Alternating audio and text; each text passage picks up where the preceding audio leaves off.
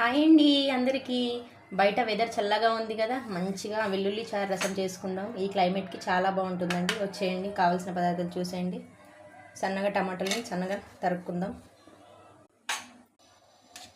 అన్నం పెట్టుకొని దాంట్లో వెల్లుల్లిని వేసుకోవాలి. ఇది కాస్త వేగాలి మొత్తం వెల్లుల్లి.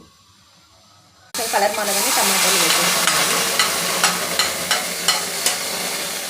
కొన్ని వాటర్ వేసేసుకొని మూత పెట్టేసుకోవాలి. ఇది కాస్త మరిగిన తర్వాత ఉప్పు కారం వేసేసుకోవాలి దీంట్లోనే. దాంతోపాటు చిన్న నిమ్మకాయ సైజ్ అంతా చింతపండు గుజ్జు పోసేసుకోవాలి. దాంతోపాటు మిరియాల పొడి, ధనియాల పొడి వేసుకోవాలి. మీ ఫ్లేవర్కి తగ్గట్టు వేసుకోండి.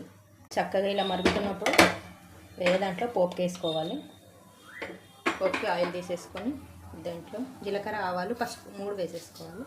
పోపుకి కాస్తంత ఇంగు వేసుకోండి, టేస్ట్ బాగుంటుంది. పోపు వేసేసుకోవాలి. చాలా బాగుంటుంది. వర్షాకాలంలో జలుబు